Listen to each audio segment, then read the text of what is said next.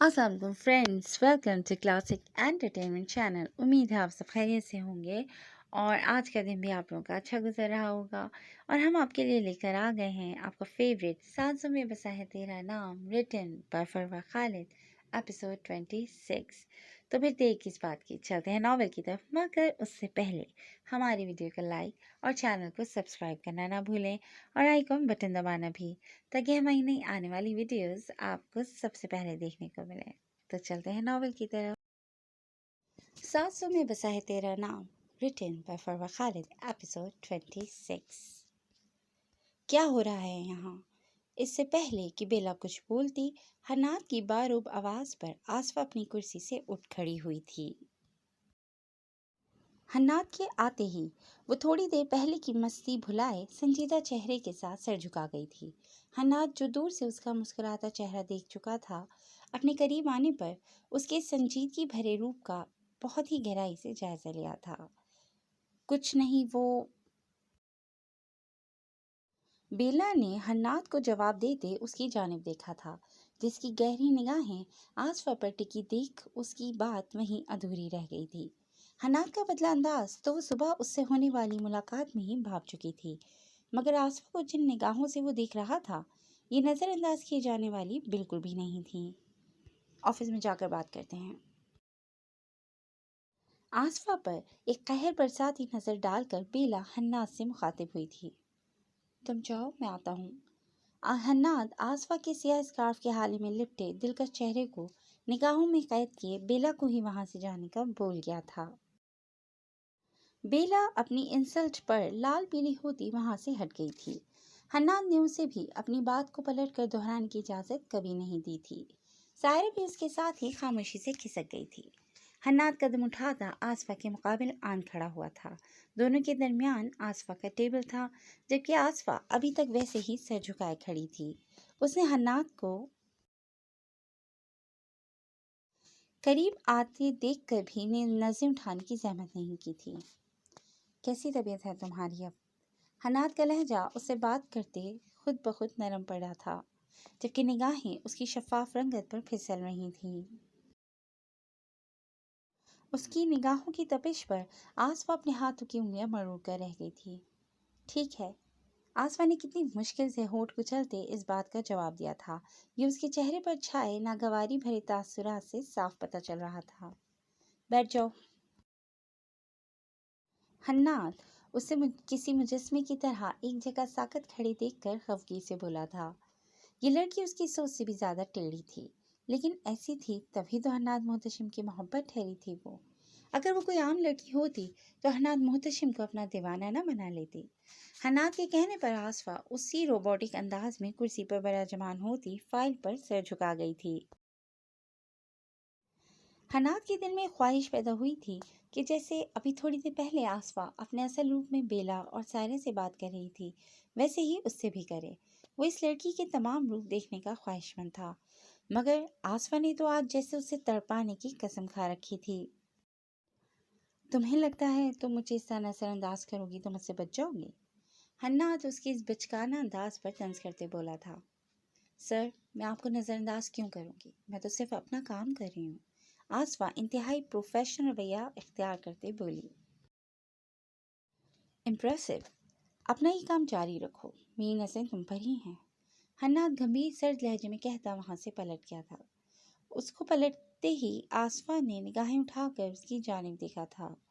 आसफा की निगाहें सीधी उसके बाजू की जानिब गई थी, जहाँ उसके कोट के नीचे से किसी किस्म की बैंडिश तो वाज़ेह, मगर वो ये बाजू बिल्कुल भी मूव नहीं कर रहा था।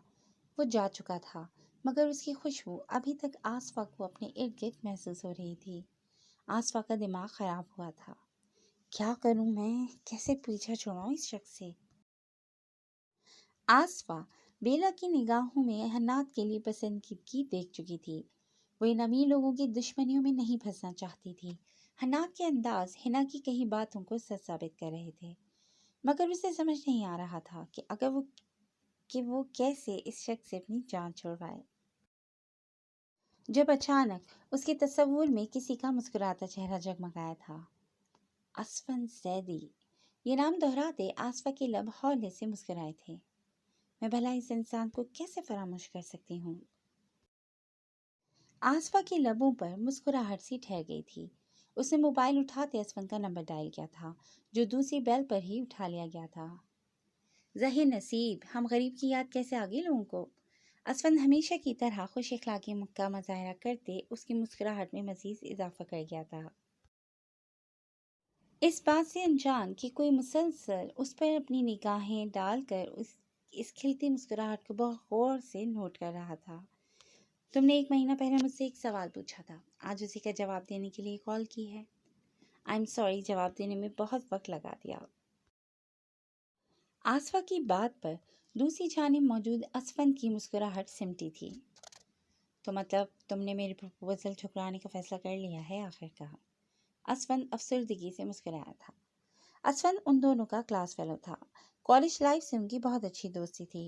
कॉलेज के बाद उन तीनों ने एक ही यूनिवर्सिटी में एडमिशन लिया था, जिसके बाद उनकी दोस्ती मज़ीद गहरी हो गई थी।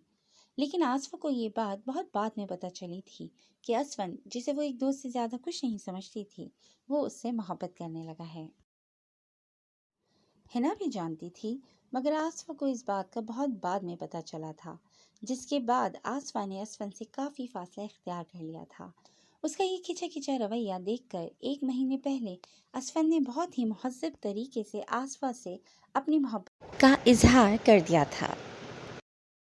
उसकी इतनी हिम्मत देख आसफा कुछ लम्हों के लिए तो शौक ही रह गई थी।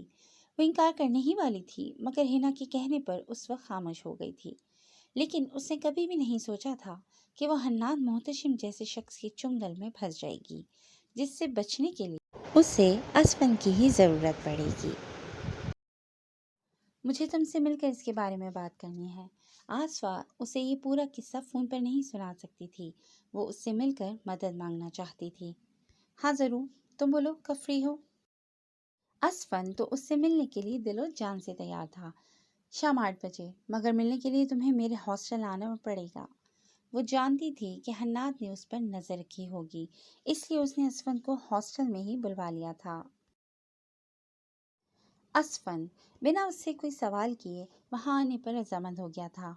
उसका ये अंडरस्टैंडिंग भरा अंदाज आसफा को बहुत अच्छा लगता था। वह हन्नाद मोहतशिम से बिल्कुल मुख्तलिफ इंसान था। हन्नाद की तरह सिर्फ अपना हुक्म चलाना ही नहीं सीखा था उसने, बल्कि दूसरों के जज्बात और ख्वाहिशात का भी अच्छे से ख्याल रखता था। थैंक्स। आसफा उससे बात करके फ़ोन रखती वापस फाइल की जाने मुतवज्जो हुई थी। मिस आसफा, आपको हन्नाद सर अपने ऑफिस में बुला रहे हैं। ऑफिस बॉय उसे इतला देता वहाँ से पलट गया था। उफ खुदाया, अब फिर इसको क्या तकलीफ है। आसफा उकताए हुए लहजे में कहती अपनी जगह से उठती उसकी ऑफिस की जानिब बढ़ गई थी। इंशा की हालत देखकर पूरा हातिम मेंशन गमगीन हो चुका था। सबकी आंखें अश्कबार थीं, सिवाय वहबान के, जो उस औरत के झूठे नाटक का हिस्सा नहीं बनना चाहता था। घर की सब खवातीन ने इंशा को संभाल रखा था। उसकी जानिब से मुतमईन होता वो आराम से घर से निकल आया था। अस्मारा बेगम की डेड बॉडी नहीं मिल सकी थी। उनकी गायबाना जनाजा पढ़ाया गया था, जिस वजह से इंशा ज़्यादा तकलीफ में थी। वो अपनी माँ को आखिरी बार नहीं देख पाई थी, न अपनी ख्वाहिश के मुताबिक उन्हें राह रास्त पर लाने के लिए कुछ कर पाई थी। वो इसी तरह अपने गुनाहों की बोझ तले दब कर कब्र में उतर गई थी। ये सब बातें मिलकर इंशा को मज़ीद रुला रही थीं। बेटा सब्र करें, इस तरह तो आपकी तबीयत ख़राब हो जाएगी। आप दुआ करें अपनी वालदा के लिए, अल्लाह उनकी मग़फ़िरत फ़रमाए और अगले जहान में उनके लिए आसानियाँ पैदा हों। ज़ीनत बेगम ईशा को अपने साथ लगाए मोहब्बत बाश लहजे में बोली थी। उन्हें इस मासूम सी बेज़बान लड़की पर तरस आ रहा था, जिसके पास मौजूद उसका वाहिद रिश्ता भी उससे छिन गया था। बेचारी भाभी कितनी दुखी होंगी ना, उनके पास तो उनकी मामा के अलावा कोई था ही नहीं। सबा अफसरदगी से बोलती चाय की ट्रे उठाए ड्राइंग रूम में दाखिल हुई थी, जहाँ इस वक्त वो सब खवातीन ही जमा थीं। अल्लाह सब्र दे इन्हें। बेचारी को शादी के अगले दिन ही इतना बड़ा सदमा मिल गया। हमना भी दुखी लहजे में बोली थी। साइमा बेगम और बाकी तमाम खवातीन तो खामोश ही बैठी थीं, जब उसी लम्हे मुलाजमा के साथ जीनत बेगम वहाँ दाखिल हुई थीं। बहू, वहबान कहाँ है? मुझे सुबह से वो कहीं दिखाई नहीं दिया। उस बच्ची को सबसे ज्यादा अपने शौहर की जरूरत है इस वक्त, और वहबान उसका ख्याल रखना तो दूर, एक बार दिलासा तसल्ली देने भी नहीं आया। जीनत बेगम आते साथ ही शदीद खफगी का इजहार करते हुए बोली थी। उन्हें वहबान से ऐसी लापरवाही की उम्मीद बिल्कुल भी नहीं थी। अम्मा जान, आप जानती तो हैं वहबान ने किस तरह ये शादी की है। अभी उसे भी इस रिश्ते को समझने में वक्त लगेगा, और अगर उस पर यूं सख्ती की गई तो कहीं इसका नतीजा कुछ और ही ना निकल आए। मेरे ख्याल में इन दोनों के रिश्ते के बीच हम में से किसी को मुदाखलत नहीं करनी चाहिए। दोनों खुद ही एक दूसरे को समझ लेंगे। मुझे तो यही ठीक लग रहा है, बाकी आपकी मर्जी। साइमा बेगम अपने बेटे के मिजाज को अच्छी तरह समझती थीं, जो किसी के दबाव में आने वाला बिल्कुल भी नहीं था। हमेशा वही करता था जो उसका दिल चाहता था। हम्म, कह तो तुम ठीक रही हो। वहबान का मूड बदलने में देर नहीं लगती। जीनत बेगम को साइमा बेगम की बात बिल्कुल ठीक लगी थी। वो सब वहीं बैठी चाय पी रही थी जब वहबान जैगम के साथ किसी बात पर मुस्कुराता अंदर दाखिल हुआ था, मगर अंदर बैठी तमाम खवातीन को इंतहाई संजीदगी से अपनी जानिब घूरता पाकर उसे मामला समझने में ज़्यादा देर नहीं लगी थी। फुर्सत मिल गई बेटा जी आपको? जीनत बेगम के तंज पर वहबान ने बहुत मुश्किल से अपनी मुस्कुराहट छुपाई थी। आई एम सॉरी, एक बहुत इम्पोर्टेंट काम में फंस गया था। वहबान की बेफिक्री भरे अंदाज पर आयला को बहुत खुशी हुई थी। उसे लगा था वहबान अपनी बीवी के बेपनाह हुस्न का दीवाना हो जाएगा, मगर वहबान को देखकर तो यही लग रहा था कि वहबान ने अपनी बीवी पर एक निगाह गलत डालना भी पसंद नहीं की थी। उस बच्ची ने अपनी माँ को खोया है, बहुत दुखी और अकेला महसूस कर रही होगी वो खुद को। ऐसे वक्त में जितने बेहतर तरीके से तुम उसे संभाल सकते हो, हमें से कोई नहीं कर सकता वैसे। इसलिए अगर अपनी मसरूफियात से टाइम मिले तो उस बेचारी को भी देख लेना, जो सिर्फ तुम्हारे नाम पर इस घर में आई है। जीनत बेगम ने बहुत मुश्किल से अपने गुस्से पर काबू पा रखा था। आई एम सॉरी, मुझे आज कहीं नहीं जाना चाहिए था, लेकिन अब नेक्स्ट टाइम ऐसी कोताही नहीं होगी। वहबान उनके हाथ पर बोसा देकर उनकी नाराजगी दूर करता अपने कमरे की जानिब बढ़ गया था। जीनत बेगम तो उसकी फर्मा बरदारी पर निहाल हो गई थी। वहबान ऐसे ही चंद सेकंड्स में उनका गुस्सा ख़त्म करके रख देता था। सर, आपने बुलाया मुझे? आसफा हाथ में फाइल थामे निगाहें झुकाए हन्नाज से मुखातिब हुई थी, जो अपनी कुर्सी पर बैठा उसी का मुंतज़िर था। मुझे अभी एक ज़रूरी काम के लिए निकलना है और तुम्हें भी मेरे साथ चलना होगा। हन्नाज की बात पर आसफा ने निगाहें उठाकर खफगी से उसकी जानिब देखा था, मगर अगले ही लम्हे निगाहें झुका गई थी। Okay sir. आसफा के पास इनकार करने का कोई राइट नहीं था, इसलिए उसे मानते ही बनी थी। हन्नाद बैल बजाता अपनी कुर्सी से उठा था जब उसी लम्हे दो मुलाजमाएं अंदर दाखिल होती सर झुकाए हन्नाद की जाने बढ़ी थी और कुर्सी की बैक पर पड़ा उसका कोट उठाकर उसे पहनाने लगी थी। आसफा तो ये सब देखकर पेचो ताप खाकर रह गई थी। हद होती है घायलपन की भी। और ये लड़कियां ऐसी जब कर ही क्यों नहीं हैं? आम नामों से कुछ भी बोलकर अपनी शामत को आवाज नहीं दे सकती थी। हन्नाद को बाहर जाता देख आसफा भी उसके पीछे बढ़ गई थी। उन्हें गाड़ी के करीब आता देख गार्ड्स ने जल्दी से बैक साइड के दोनों दरवाजे खोल दिए थे। आसफा जल्दी से अंदर जा बैठी थी कि कहीं वो उसे अपने साथ फ्रंट सीट पर बैठने को ना कहे,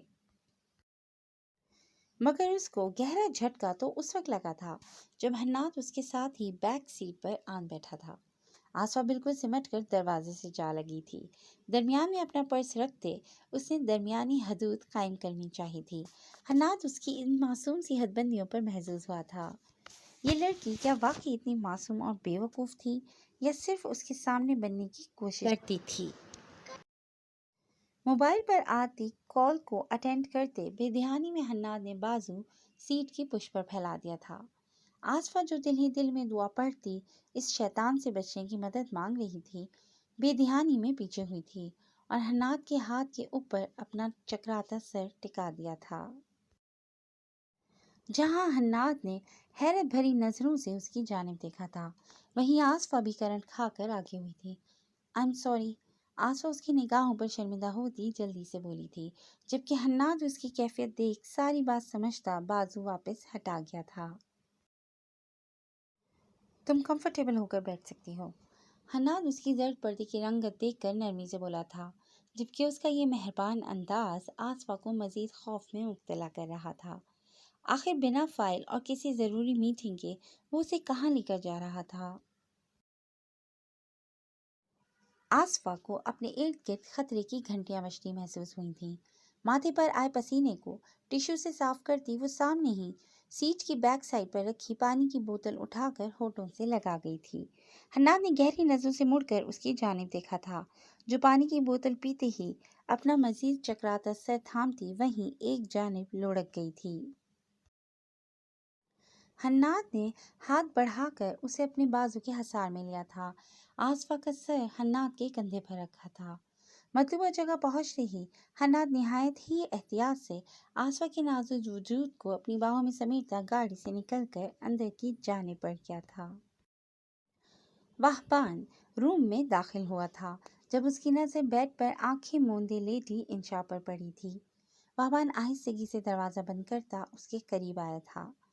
भीगी हुई सूजी आंखें, मुसलसल रोने की वजह से सुर्खी माइल लाल चेहरा और सोते में भी लरस से गुलाबी कटावदार लब। ये लड़की सादगी में भी कयामत ढाती थी। बाबान कब तक खुद को इस कयामत से बचकर रख सकता था, इस बात का अंदाज़ा उसे खुद भी नहीं था। बाबान कुर्सी धकेलता उसके करीब आन बैठा था। साइड टेबल पर रखा पानी का ग्लास होठों से लगाते वो यकटक इंशा के दिलकशी भरे नकूश को देखे क्या था, जिसकी माँ ने उसे शादी की अगली सुबह ही इंतहाई भयानक और बदसूरत गिफ्ट दिया था, सिर्फ अपने नापाक इरादों को पूरा करने के लिए।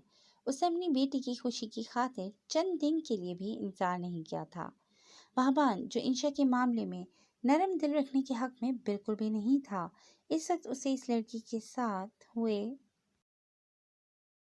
हुए धोखे पर अफसोस हुआ था। असमारा खान जिंदा थी और शब्बीर खान के साथ सही सलामत थी। ब्लैक ईगल को चकमा देकर वो दोनों खुद को बहुत शातिर खिलाड़ी समझ रहे थे, इस बात से अनजान कि ब्लैक ईगल के कहर से तो कैसे भी करके उन्होंने खुद को बचा लिया था। मगर मेजर वाहबान हातिम से उनका बच पाना अब नामुमकिन था। वाहबान काफ़ी हद तक उनके ठिकाने का पता लगा चुका था। अब बस ऑर्डर मिलते ही उसे उनको अपनी काल कोठरी का मेहमान बनाना था। जी फ्रेंड्स, आज के लिए बस इतना ही, मगर कहानी अभी बाकी है। तो फिर इंशाल्लाह जल्द ही नेक्स्ट एपिसोड के साथ आपके सामने हाजिर होंगे। तब तक के लिए अपना बहुत ख्याल रखिएगा। टेक केयर एंड अल्लाह हाफिज़।